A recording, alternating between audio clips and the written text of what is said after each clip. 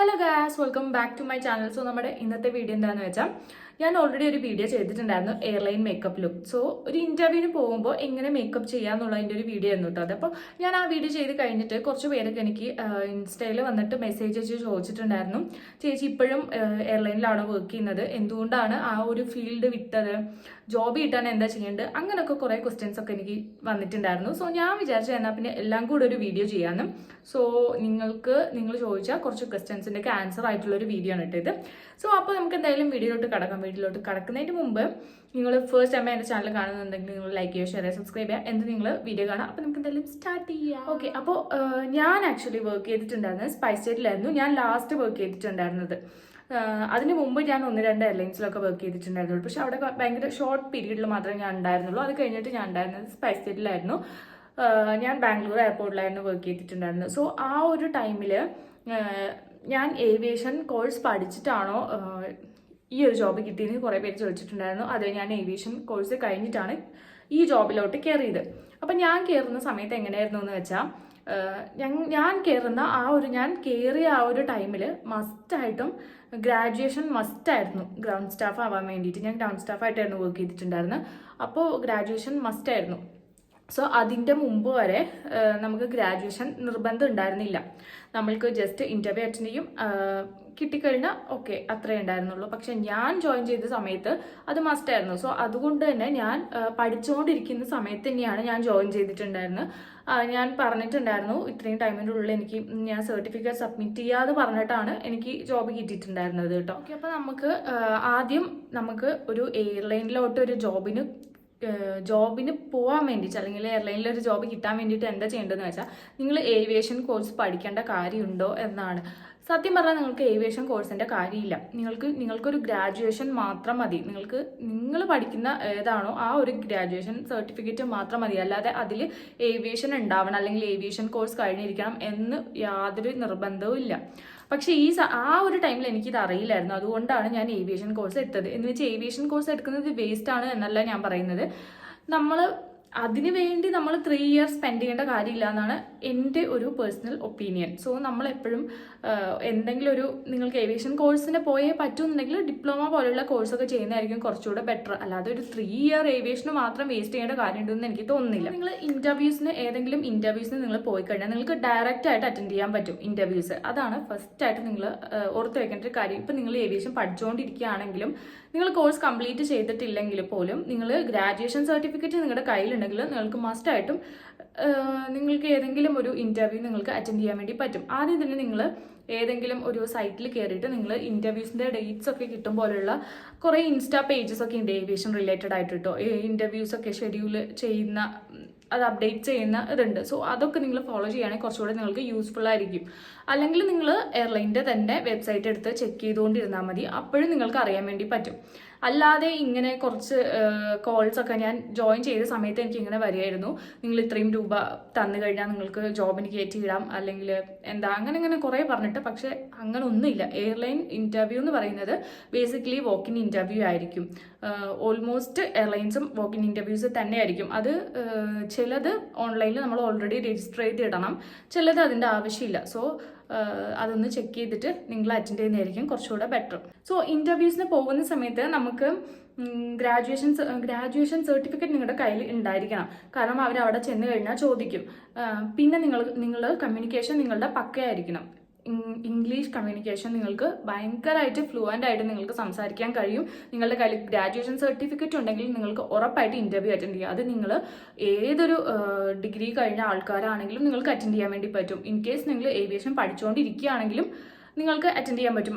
Diplomas കേട്ടോ. കാരണം 3 year course complete 3 year degrees complete ചെയ്താൽ മാത്രമേ നിങ്ങൾക്ക് ഇൻ്റർവ്യൂസ് അറ്റൻഡ് ചെയ്യാൻ പറ്റുള്ളൂ. പിന്നെ നിങ്ങളുടെ കമ്മ്യൂണിക്കേഷൻ ലെവല് പക്കയായിരിക്കണം. ഇൻ്റർവ്യൂസിന് ചെന്ന് കഴിയുമ്പോൾ ഓൾമോസ്റ്റ് എയർലൈൻസിലും നിങ്ങളുടെ അടുത്ത് ഒരിക്കലും ചോദിക്കില്ല ഏവിയേഷൻ സർട്ടിഫിക്കറ്റ് ഉണ്ടോ എന്ന്.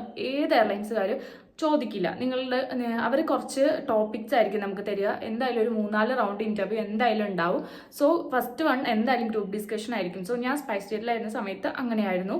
ഞാൻ കുറേ ഇൻ്റർവ്യൂസ് അറ്റൻഡ് ചെയ്തിട്ടുണ്ട്. അപ്പോൾ എല്ലായിടത്തും ഗ്രൂപ്പ് ഡിസ്കഷൻ തന്നെയായിരുന്നു ഉണ്ടായിരുന്നത്. സോ ഗ്രൂപ്പ് ഡിസ്കഷനിൽ പല ടൈപ്പിൽ വരും. അത് നമ്മൾ ഇൻ്റർവ്യൂ ചെയ്യുന്ന HR ഡിപ്പെൻഡ് ചെയ്തിരിക്കും. ചിലപ്പോൾ നമുക്ക് ഒരു ടോപ്പിക്ക് തന്നിട്ട് ഒരു ഗ്രൂപ്പ്സിൽ ഇരുത്തിയിട്ട് നമ്മളോട് സംസാരിക്കാൻ പറയും. ചിലപ്പോൾ നമ്മളുടെ അടുത്ത് ഇൻഡിവിജ്വലായിട്ട് ഇങ്ങനെ ചോദിക്കും. ഒരു ഗ്രൂപ്പ് ഓഫ് ആൾക്കാർ ഒരു റൂമിൽ ഇരുന്നിട്ട് ഇൻഡിവിജ്വലായിട്ട് നമ്മുടെ അടുത്ത് ചോദിക്കും. അങ്ങനെയും വരും ഗ്രൂപ്പ് ഡിസ്കഷൻ. അല്ലാതെ ഒരു ടോപ്പിക് തന്നിട്ട് നമ്മൾ ഇനീഷ്യേറ്റീവ് എടുത്ത് സംസാരിക്കണം, അങ്ങനെയും വരും. അങ്ങനെ പല ടൈപ്പിലുള്ള ഗ്രൂപ്പ് ഡിസ്കഷൻസ് ഉണ്ടാവും. എന്തായാലും അതിനൊന്ന് പ്രിപ്പയർ ആയി പോകണം. നമ്മൾ ഗ്രൂപ്പിൽ നിൽക്കുമ്പോൾ കമ്മ്യൂണിക്കേറ്റ് ചെയ്യാൻ ഒരുപാട് കഷ്ടപ്പെടുന്ന ആൾക്കാരുണ്ട്. സോ അതൊക്കെ നിങ്ങളുടെ കമ്മ്യൂണിക്കേഷൻ ലെവലൊക്കെ നോക്കിയാക്കി നല്ല കോൺഫിഡൻസോടെ പോകണം. അവർ എന്ത് ക്വസ്റ്റ്യൻസ് ആണെങ്കിലും ചോദിക്കും. ഏവിയേഷൻ റിലേറ്റഡ് ആയിട്ടുള്ള ക്വസ്റ്റ്യൻസ് മാത്രം ഒന്നും ചോദിക്കില്ല. അങ്ങനെ നിങ്ങൾ ഏവിയേഷൻ റിലേറ്റഡ് ആയിട്ടുള്ള ക്വസ്റ്റ്യൻസ് ഒന്നും വരാറേ ഇല്ല.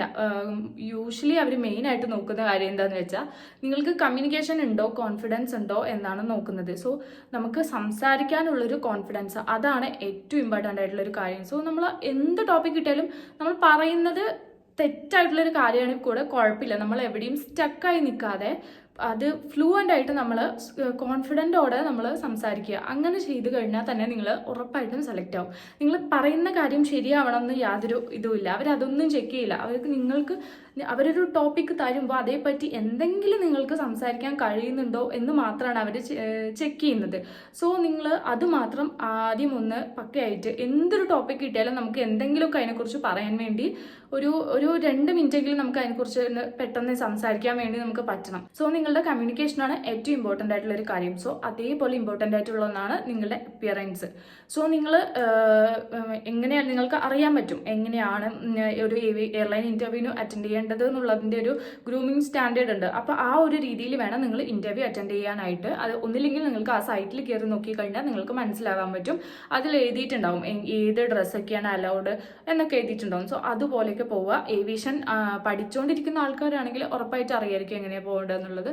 സോ അങ്ങനെയൊക്കെ നിങ്ങൾ അറ്റൻഡ് ചെയ്യുകയാണെങ്കിൽ നിങ്ങൾക്ക് ഉറപ്പായിട്ടും ഇൻ്റർവ്യൂസ് ക്രാക്ക് ചെയ്യും. ഏവിയേഷൻ പഠിക്കുന്നത് വെറുതെ ആണോ എന്ന് ചോദിച്ചാൽ ഞാൻ പറയില്ല, വെറുതെ ആണെന്നൊന്നും ഞാൻ പറയില്ല. പക്ഷേ ഞാൻ നേരത്തെ പറഞ്ഞ പോലെ 3 വർഷമൊക്കെ നമ്മൾ ഏവിയേഷൻ ഫീസ് കൊടുത്ത് പഠിക്കേണ്ട കാര്യമുണ്ടെന്ന് എനിക്ക് തോന്നുന്നില്ല. കാരണം ലൈഫ് ലോങ് നമുക്ക് ഈ ഒരു കരിയർ മാത്രം സ്റ്റിക്ക് ഓൺ ചെയ്ത് പോകാനാണെങ്കിൽ മാത്രമേ നമുക്ക് ആ ഒരു സർട്ടിഫിക്കറ്റ് കൊണ്ട് കാര്യമുള്ളൂ. എന്ന് വെച്ചാൽ ഏവിയേഷൻ എന്നൊരു ഫീൽഡിൽ നിന്ന് നിങ്ങൾ വേറെ ഫീൽഡിലോട്ട് പോവുകയാണെങ്കിൽ ഉറപ്പായിട്ടും ആ ഒരു സർട്ടിഫിക്കറ്റിന് ഒരു വാല്യൂ ഇല്ല. സോ അതുകൊണ്ടാണ് ഞാൻ പറയുന്നത്, നിങ്ങൾ ഒന്നുമില്ലെങ്കിൽ നിങ്ങൾ ഏതെങ്കിലും ഒരു ഗ്രാജുവേഷൻ കംപ്ലീറ്റ് ചെയ്തിട്ട് ഏവിയേഷൻ പഠിക്കുകയാണെങ്കിൽ നിങ്ങൾക്ക് കുറച്ച് കാര്യങ്ങളൊക്കെ നിങ്ങൾക്ക് മനസ്സിലാക്കാൻ പറ്റും. എങ്ങനെ ഒരു ഇൻ്റർവ്യൂവിന് പോകണം, ഇൻ്റർവ്യൂസ് എവിടെയൊക്കെ ഉണ്ടാവും. മെയിനായിട്ട് നിങ്ങളുടെ കമ്മ്യൂണിക്കേഷൻ ലെവൽ നിങ്ങൾക്ക് ഇൻക്രീസ് ചെയ്യാൻ വേണ്ടി പറ്റും. എനിക്ക് തോന്നുന്നു ഓൾമോസ്റ്റ് ഏവിയേഷൻ ഇൻസ്റ്റിറ്റ്യൂട്ടിലും കമ്പൽസറി ആയിട്ടും ഇംഗ്ലീഷ് തന്നെയാണ് സംസാരിക്കേണ്ടതെന്ന് തോന്നുന്നു. സോ സംസാരിച്ചാൽ മാത്രമേ നമുക്ക് ഇമ്പ്രൂവ് ചെയ്യാൻ വേണ്ടി പറ്റുള്ളൂ. സോ അങ്ങനെയൊക്കെ നമുക്ക് കുറേ കാര്യങ്ങൾ ഇമ്പ്രൂവ് ചെയ്യാൻ വേണ്ടി പറ്റും. സോ അതൊക്കെ യൂസ്ഫുൾ ആണെന്ന് തന്നെയാണ് ഞാൻ പറയുള്ളൂ കേട്ടോ. ഞാൻ എന്തുകൊണ്ടാണ് ഈ ഒരു ഏവിയേഷൻ ഫീൽഡ് വേണ്ടാന്ന് വെച്ചത് എന്ന് ചോദിച്ചാൽ, അങ്ങനെ കുറച്ച് പേര് ചോദിച്ചിട്ടുണ്ടായിരുന്നു ഞാൻ ഇപ്പോൾ വർക്ക് ചെയ്യുന്നില്ലെന്ന് പറഞ്ഞപ്പോൾ. സോ അതിന് പ്രത്യേകിച്ച് കാര്യങ്ങളൊന്നും ഇല്ല.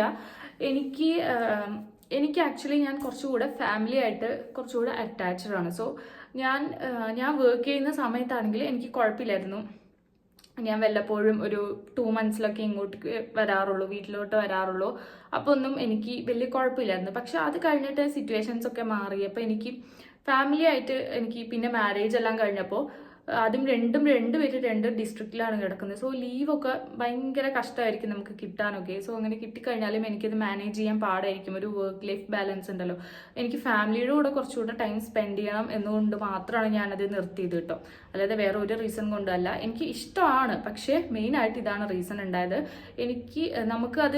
നമ്മളെങ്ങനെ അതിൽ ഉള്ള ആൾക്കാർക്ക് അറിയാൻ വേണ്ടി പറ്റും. നമുക്ക് ഒരിക്കലും സാറ്റർഡേ സൺഡേ എന്നൊരു ദിവസം നമുക്ക് ഒരിക്കലും ഓഫ് ആയിരിക്കില്ല. നമുക്ക് ഇടയിൽ ഏതെങ്കിലും വർക്കിംഗ് ഡേയ്സിലായിരിക്കും നമുക്ക് ഓഫ് തരുന്നത്. ആ സമയത്ത് ഞാൻ വന്നിട്ട് എൻ്റെ ഹസ്ബൻഡ് കൂടെ ടൈം സ്പെൻഡ് ചെയ്യുക എന്ന് പറഞ്ഞാൽ അത് പോസിബിൾ ആയിട്ടുള്ളൊരു കാര്യമല്ല. അപ്പം എൻ്റെ അമ്മയാണെങ്കിലും അതെ വർക്ക് ചെയ്യുന്നുണ്ട്. അപ്പം അമ്മയുടെ അടുത്ത് അവർക്കെല്ലാവർക്കും ലീവ് ഉള്ളത് സാറ്റർഡേ ഓർ സൺഡേ തന്നെയായിരിക്കും. സോ ആ ഒരു സമയത്ത് ഞാൻ ഇട ദിവസങ്ങളിൽ വന്നു കഴിഞ്ഞാൽ അതൊന്നും നടക്കുന്ന കാര്യമില്ല. സോ എനിക്ക് ബേസിക്കലി കുറച്ചുകൂടെ എനിക്ക് ഫാമിലി ആയിട്ട് കുറച്ചുകൂടെ ടൈം സ്പെൻഡ് ചെയ്യണം എന്നുള്ളത് ഒരു ഇതുകൊണ്ടാണ് കേട്ടോ ഞാൻ ഏവിയേഷൻ ഫീൽഡ് വേണ്ടാന്ന് വെച്ചത്. പിന്നെ കുറച്ച് പേര് ചോദിച്ചിട്ടുണ്ടായിരുന്നു സാലറി കാര്യങ്ങളൊക്കെ നിങ്ങൾക്ക് ഏത് എയർലൈനിലാണോ നിങ്ങൾ വർക്ക് ചെയ്യുന്നത് അത് ഡിപ്പെൻഡ് ചെയ്തിരിക്കും. നിങ്ങളുടെ എക്സ്പീരിയൻസ് കാര്യങ്ങൾ ഇതൊക്കെ ഡിപ്പെൻഡ് ചെയ്തിരിക്കും. പിന്നെ നിങ്ങൾക്ക് കുറച്ചുകൂടെ ബെറ്റർ എനിക്ക് തോന്നുന്നത്, നമുക്ക് ഇന്ത്യയിൽ ഏവിയേഷൻ ഇൻഡസ്ട്രി കുറച്ച് കഷ്ടമാണ്. അവിടുത്തെ സ്റ്റാഫ്സിൻ്റെ ഒക്കെ കാര്യം വർക്ക് ചെയ്യുന്ന ആൾക്കാർക്ക് അറിയാൻ പറ്റുമായിരിക്കും. അപ്പോൾ നിങ്ങൾ ഇവിടെ ഒരു എക്സ്പീരിയൻസ് ഉണ്ടെങ്കിൽ നിങ്ങൾക്ക് എന്തായാലും ഇന്റർനാഷണൽ എയർലൈൻസിൽ നിങ്ങൾക്ക് അറ്റൻഡ് ചെയ്യാൻ വേണ്ടി പറ്റും. പക്ഷേ ഇന്റർനാഷണൽ എയർലൈൻസിന്റെ ഇന്റർവ്യൂവിന് പോവുകയാണെങ്കിൽ നിങ്ങൾക്ക് ഉറപ്പായിട്ടും ഇവിടെ ഇന്ത്യയിലെ ഏതെങ്കിലും എയർപോർട്ടിലോ എയർലൈനിലോ വർക്ക് ചെയ്തതിന്റെ എക്സ്പീരിയൻസ് വേണം, എന്നാൽ മാത്രമേ നിങ്ങൾക്ക് അറ്റൻഡ് ചെയ്യാൻ പറ്റുള്ളൂ. അങ്ങനെയാണെങ്കിൽ നിങ്ങൾക്ക് അവിടെ ഒരു ജോബ് കിട്ടുകയാണെങ്കിൽ നിങ്ങൾക്ക് സാലറി എല്ലാം നിങ്ങൾക്ക് നല്ലപോലെ കുറേ ബെനിഫിറ്റ്സ് ഉണ്ടാവും നിങ്ങൾക്ക്. പക്ഷേ ഒറ്റ കാര്യമേ ഉള്ളൂ, വർക്ക് ലൈഫ് ബാലൻസിന്റെ കാര്യം അപ്പോഴും എനിക്കറിയില്ല. എനിക്ക് തോന്നുന്നു, എനിക്കറിയില്ല, കുറച്ചുകൂടി ഇവിടത്തെക്കാളും ബെറ്റർ ആയിരിക്കും എന്നാണ് തോന്നുന്നത്. ഞാൻ ഇവിടത്തെ കാര്യമാണ് പറഞ്ഞത്. പിന്നെ ക്യാബിൻ ക്രൂവിന്റെ കാര്യം കുറച്ച് പേര് ചോദിച്ചിട്ടുണ്ടായിരുന്നു. ക്യാബിൻ ക്രൂ ആവാൻ വേണ്ടിയിട്ട് നിങ്ങൾക്ക് +2 മാത്രം മതി. അങ്ങനെയാണ് റീസെന്റ് വരെ അങ്ങനെയായിരുന്നു ഉണ്ടായിരുന്നു. ഇപ്പം എന്തെങ്കിലും ചേഞ്ച് വന്നിട്ടുണ്ടോ എന്ന് എനിക്കറിയില്ല. പിന്നെ അതിനും ഇതേപോലെ തന്നെ ആയിരിക്കും ഇന്റർവ്യൂവും കാര്യങ്ങളൊക്കെ ഉണ്ടാവുക. ഇന്റർനാഷണൽ എയർലൈൻസ് ആണെങ്കിൽ ഫ്രഷേഴ്സിന് അറ്റൻഡ് ചെയ്യാൻ വേണ്ടി പറ്റും. ഗ്രൗണ്ട് സ്റ്റാഫ് പോലെയല്ല, ഫ്രഷേഴ്സിന് പറ്റും. ഒരുപാട് എയർലൈൻസ് ഫ്രഷേഴ്സിന് ഓപ്പർച്യൂണിറ്റീസ് കൊടുക്കുന്നുണ്ട്. പക്ഷേ കുറച്ച് ക്രൈറ്റീരിയാസ് ഉണ്ട്. ഹൈറ്റ്, വെയിറ്റ് ഇതൊക്കെ നമ്മൾ ഈക്വൽ ആയിരിക്കണം. BMI റേഞ്ച് നമ്മളുടെ ഓക്കെ ആയിരിക്കണം, നോർമൽ ആയിരിക്കണം. അങ്ങനെയൊക്കെ ആണെങ്കിൽ നമുക്ക് ക്യാബിൻ ക്രൂസിന്റെ ഇന്റർവ്യൂ അറ്റൻഡ് ചെയ്യാൻ പറ്റുള്ളൂ. പിന്നെ വിസിബിൾ ആയിട്ടുള്ള സ്കാർ, ടാറ്റു അങ്ങനെയുള്ള കാര്യങ്ങളൊന്നും ഉണ്ടാവരുത്. പിന്നെ പലരുടെയും ഒരു തെറ്റിദ്ധാരണയാണ് ഡാർക്ക് സ്കിൻ ഉള്ള ആൾക്കാർക്ക് ക്യാബിൻ ക്രൂ ആവാൻ പറ്റില്ല എന്ന്. അങ്ങനെ എവിടെയില്ല കേട്ടോ. നമുക്ക് ഡാർക്ക് സ്കിൻ കളർ വെച്ചിട്ട് ഒരിക്കലും നിങ്ങൾക്ക് ഏവിയേഷൻ ഫീൽഡിലോട്ട് പോകാൻ പറ്റില്ല, അങ്ങനെ ഒന്നുമില്ല. നിങ്ങൾ ഏത് സ്കിൻ ടോൺ ആണെങ്കിലും നിങ്ങൾക്ക് പോകാം. പക്ഷേ നിങ്ങൾക്ക് ടാറ്റു കാര്യങ്ങളൊന്നും വിസിബിൾ ആയിട്ടുള്ള ഏരിയാസിൽ ഉണ്ടാവരുത്. പിന്നെ അത് മാത്രമല്ല സ്കാർസ് ഒന്നും ഉണ്ടാവരുത് എവിടെയും. അങ്ങനെയൊക്കെ ആണെങ്കിലും നിങ്ങൾക്ക് ഉറപ്പായിട്ടും പോകാം. പിന്നെ അതുപോലെ പല്ലൊന്നും ഇങ്ങനെ പൊട്ടിയിട്ടൊന്നും ഉണ്ടാവരുത്. അങ്ങനെയൊക്കെയുള്ള ആൾക്കാർക്ക് എന്തായാലും അറ്റൻഡ് ചെയ്ത് പോകാൻ വേണ്ടി. ഹൈറ്റ്, വെയിറ്റ് ഇതൊക്കെ ഓക്കെ ആയിരിക്കണം.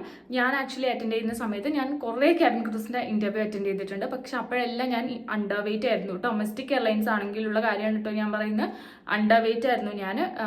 ഹൈറ്റ് എനിക്ക് തോന്നുന്നു 157 ആണ് ഡൊമസ്റ്റിക് എയർലൈൻസിൽ സ്റ്റാർട്ട് ചെയ്യുന്നത് ഹൈറ്റ്. സോ 157 ഉണ്ടെങ്കിൽ നിങ്ങൾക്ക് ക്യാബിൻ ക്രൂവിന്റെ ഇന്റർവ്യൂസ് അറ്റൻഡ് ചെയ്യാൻ വേണ്ടി പറ്റും.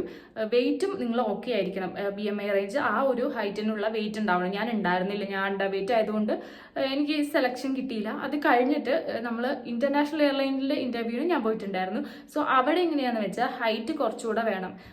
എനിക്ക് തോന്നുന്നു ഹൈറ്റ് ഒരു 162 വേണം ഫീമെയിൽസ്. സോ ഞാൻ അത്രയ്ക്ക് ഹൈറ്റ് ഇല്ല, ഞാൻ 158 ഉള്ളൂ. സോ അതുകൊണ്ട് എനിക്ക് അതും കിട്ടിയിട്ടുണ്ടായിരുന്നില്ല. സോ ഹൈറ്റും വെയിറ്റും നമ്മളെപ്പോഴും ഓക്കെ ആണോ നോക്കിയിട്ട് വേണം നിങ്ങൾ ഇന്റർവ്യൂ അറ്റൻഡ് ചെയ്യാൻ വേണ്ടി പോകാനായിട്ട്.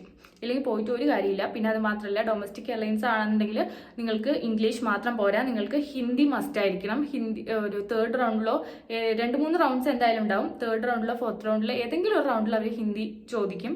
സോ അറ്റ്ലീസ്റ്റ് നമ്മൾ കമ്മ്യൂണിക്കേറ്റ് ചെയ്യാൻ പറ്റുന്ന ലെവലിലെങ്കിലും ഹിന്ദി നമുക്ക് അറിഞ്ഞിരിക്കണം ഡൊമസ്റ്റിക് എയർലൈൻസിൽ. ഇന്റർനാഷണൽ ആണെങ്കിൽ ഇംഗ്ലീഷ് മാത്രം മതിയാവും. സോ അപ്പോൾ ഇത്രയൊക്കെയാണ് എനിക്ക് അറിയുന്ന കാര്യങ്ങൾ. എൻ്റെ പേഴ്സണൽ എക്സ്പീരിയൻസും എനിക്കറിയാവുന്ന കാര്യങ്ങളൊക്കെയാണ് ഞാൻ ഷെയർ ചെയ്തിട്ടുണ്ടായിരുന്നത്. സോ നിങ്ങൾക്ക് വേറെ എന്തെങ്കിലുമൊക്കെ ഡൗട്ട്സ് ഉണ്ടെങ്കിൽ നിങ്ങൾ ചോദിച്ചാൽ മതി. അപ്പോൾ നമ്മുടെ ഇന്നത്തെ വീഡിയോ ഇത്രയൊക്കെ ഉള്ളൂ. അപ്പോൾ വീഡിയോ ഇഷ്ടപ്പെട്ട് കഴിഞ്ഞാൽ നിങ്ങൾ എല്ലാവരും ലൈക്ക് ചെയ്യുക, ഷെയർ ചെയ്യുക, സബ്സ്ക്രൈബ് ചെയ്യുക. അപ്പോൾ നിങ്ങൾ ഫസ്റ്റ് ടൈം എൻ്റെ ചാനൽ കാണുന്നുണ്ടെങ്കിൽ നിങ്ങളൊന്ന് സബ്സ്ക്രൈബ് ചെയ്യുക കേട്ടോ. കാരണം കുറേ പേര് സബ്സ്ക്രൈബ് ചെയ്യാതെ വീഡിയോസ് കാണുന്നുണ്ട്. സോ അവരുടെ അടുത്താ പറയുന്നത് ഒന്ന് സബ്സ്ക്രൈബ് ചെയ്തിട്ട് നിങ്ങൾ വീഡിയോ കാണാൻ. വലിയ ചിലവൊന്നും ഇല്ലല്ലോ. അപ്പോൾ അത്രയൊക്കെ ഉള്ളൂ. അപ്പോൾ ഇന്നത്തെ വീഡിയോ, അപ്പോൾ നമുക്കിനി പുതിയൊരു വീഡിയോ ആയിട്ട് കാണാം. പിന്നെ എന്തെങ്കിലും ഒരു വീഡിയോ ചെയ്യേണ്ട എന്തെങ്കിലും ഒരു കണ്ടന്റ് ഐഡിയാസ് ഉണ്ടെങ്കിൽ നിങ്ങൾ ഒന്ന് കമൻറ്റ് ചെയ്ത് പറയാൻ, ഞാൻ ചെയ്യാൻ വേണ്ടി ഞാൻ ട്രൈ ചെയ്യാം. അപ്പോൾ അത്രയൊക്കെ ഉള്ളൂ. അപ്പോൾ നെക്സ്റ്റ് വീഡിയോയിൽ കാണാം. ബൈ.